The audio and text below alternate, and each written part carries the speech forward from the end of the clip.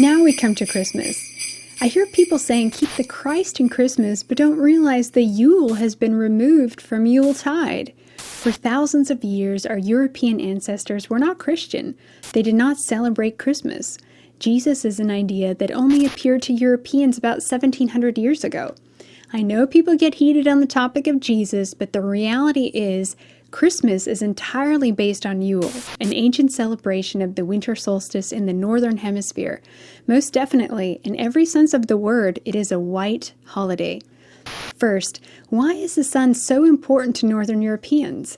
Well, the winters are long and dark. The sun is life, and observing its course means a change in season.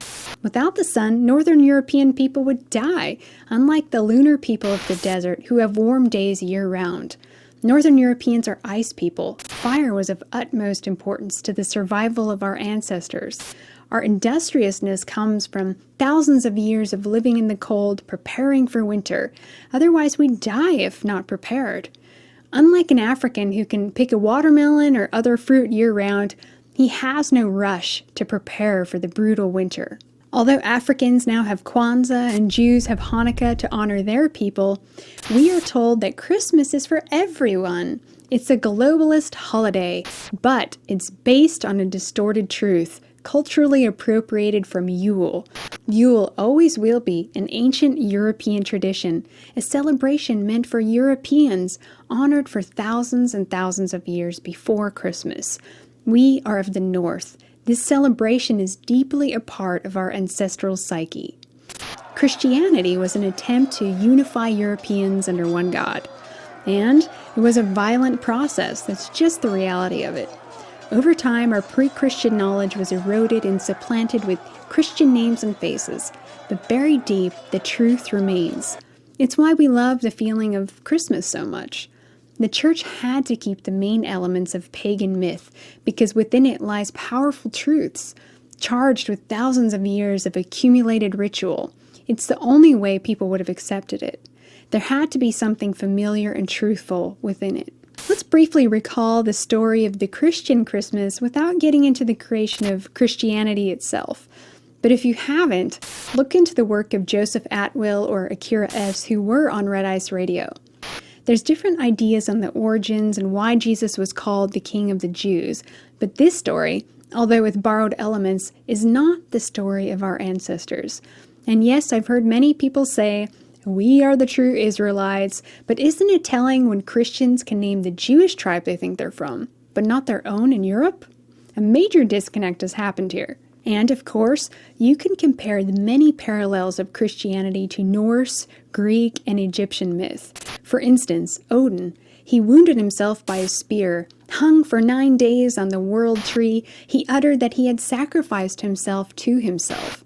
He came back to life with knowledge and power over the 9 worlds. Sound familiar? Christmas. We are told that an angel appeared to a virgin woman, Mary, and said she would miraculously conceive and give birth to a son. The child would be called Jesus, the King of Kings. Well, it was decided by Pope Julius that his birth would be celebrated on December 25th, placing it right in line with the winter solstice, intentionally to claim it. This son Jesus would be the light and savior of the world. The Son of God, the light of the world, the risen Savior, he who will come again. Yule. Yule, a 12-day celebration in Old Norse, sounds just like Yule in Swedish, which means wheel. The wheel marks the changing seasons, the course of the sun, and the cycle of life. The sun cross or sun wheel is an ancient European symbol. That's why burning a giant sun wheel is a Yule tradition, one to start doing again. The female aspect of Christmas is important. Mary gives birth to a son. In the Nordic story of Yule, the highest goddess, Frigg, the wife of Odin, is associated with fertility, marriage, household, and motherhood. Frigg has her own palace, where she sits spinning clouds to float above Midgard, the human world. She spins the wheel of life, bringing in the new sun, the change in season. The Yule wreath is a symbol adapted from Frigg's spinning wheel. She is also the mother of Balder, the god of light, truth, and peace. He was considered the most favored and best of the gods. Balder has visions of his death and is pierced with a spear of mistletoe, like the mistletoe we incorporate during Yule. His mother Frigg weeps over his body, and some think her tears became the white berries on the European mistletoe. The European mistletoe is used for medicinal properties, but it was also a ritual plant in the north. Its berries contain alkaloids, which are stimulating and make us feel good. They certainly can help with depression in those long, dark Nordic winters. Kissing under the mistletoe is inspired by the Norse. Balder is symbolized by the mistletoe. He dies, but in the time of Ragnarok or Norse apocalypse, he will be reborn. This is the story of Christ's second coming depicted in Revelation. Norse culture and myth is ancient, far older than Christ. So kissing or having sex under the mistletoe makes sense. Two come together under the spirit of a favored god, and it leads to the birth of a blessed baby, maybe even the return of Balder. The European mistletoe is also used to reverse infertility.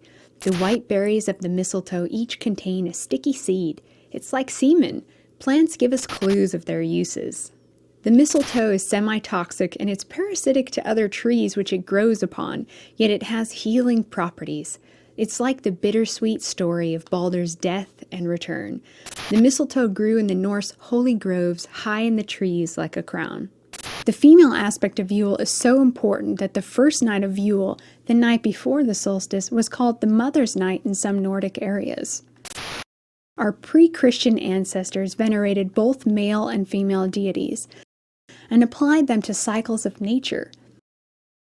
Although Christians decided to give Mary a virginal conception, Yule openly celebrates fertility. What are the Yule or Christmas colors? Red. Red represents blood from a woman, menstrual or from birth. Green represents growth or nature. Gold represents the sun, the life giver. And white represents snow, but also semen. The Yule log, the mistletoe, the feasts, the lights, gifts, and decorating the tree are all pre-Christmas traditions containing sacred symbology behind it. In those days, plants and trees that remained green all year seemed magical for Europeans in the winter, such as evergreen, pine, spruce, holly, mistletoe, and ivy, the plants we associate with Christmas today. Every 9 years, Vikings had a sacred sacrifice to the gods called blut, which means sacrifice, worship.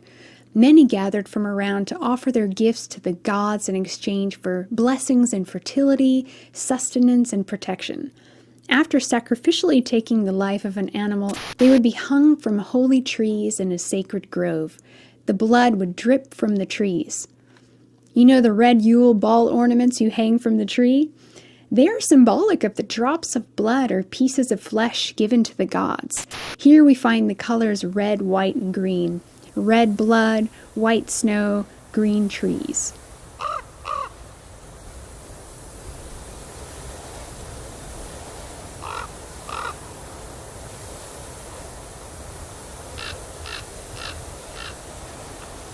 Well, what about Santa or Saint Nick?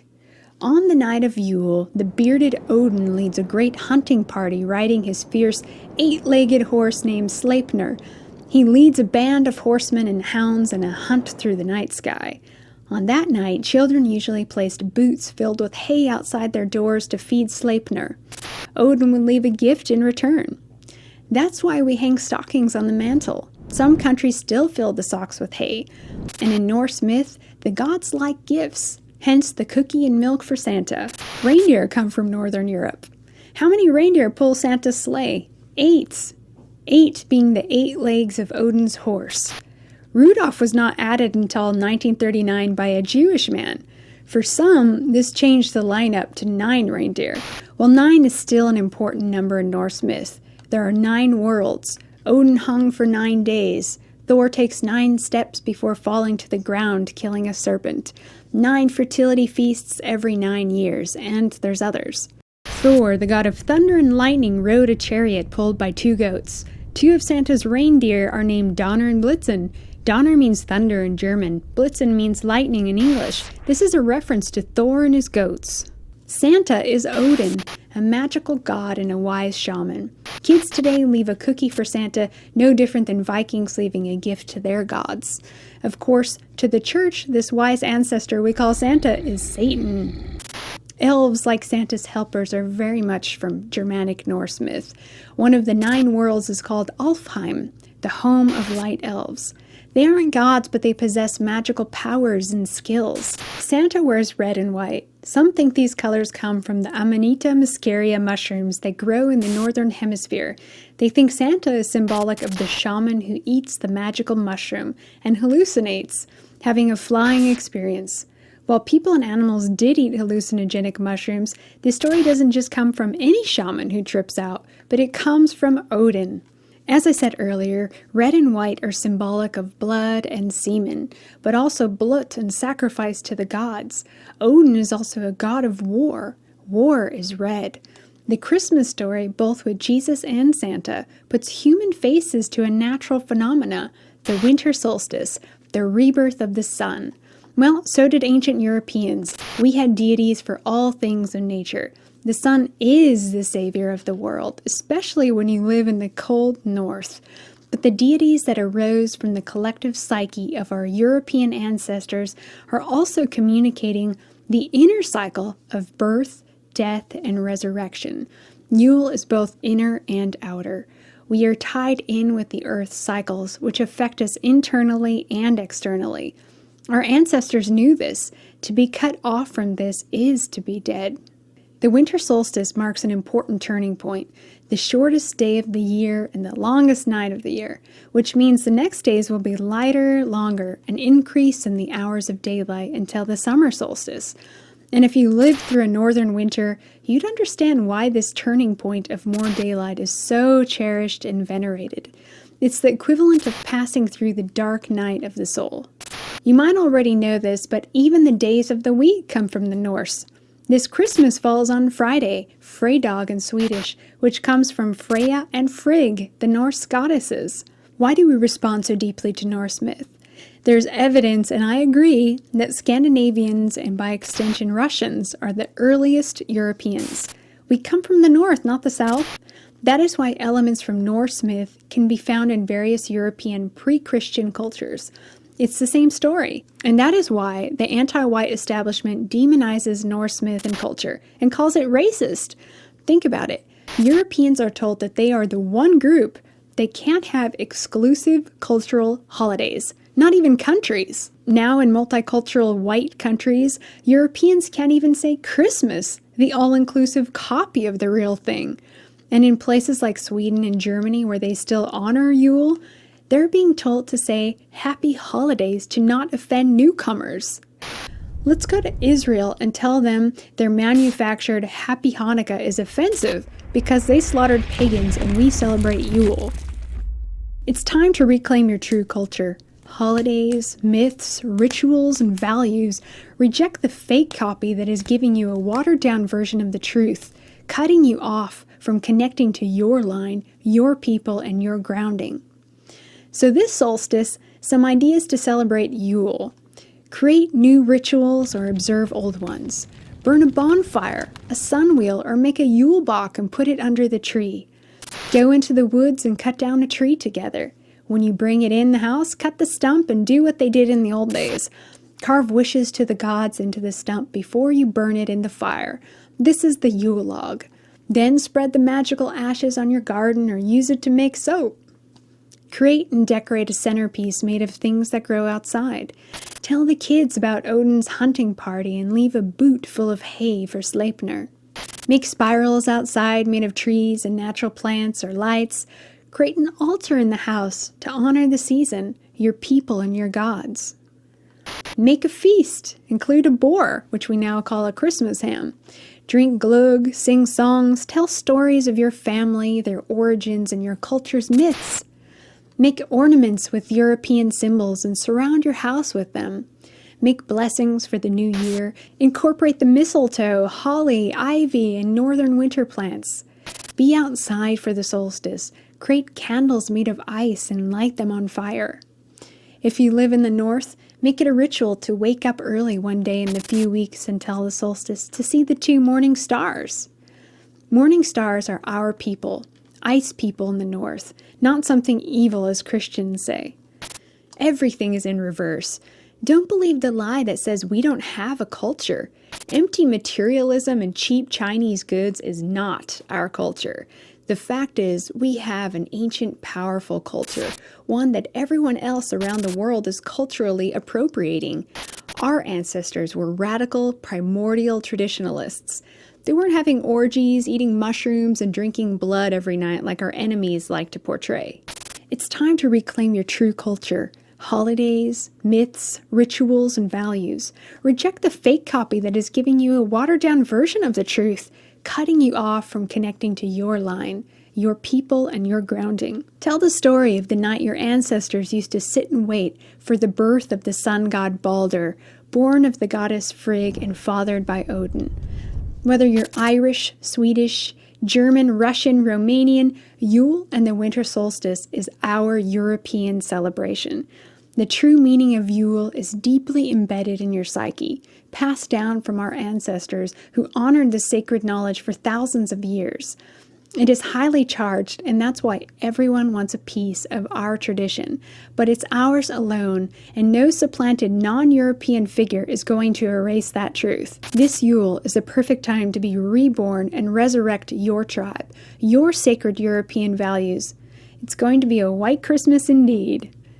This Yule, share this video with your family and friends. Tell the truth about the origins of Kwanzaa, Hanukkah, and Christmas, and most importantly, Yule. It belongs to us alone. Happy Yule and happy Winter Solstice. At Red Ice, we are working hard to bring you radio, news, and videos. To watch my other videos and to hear my radio show, Radio 314, go to redicecreations.com, where you'll also find our main show, Red Ice Radio.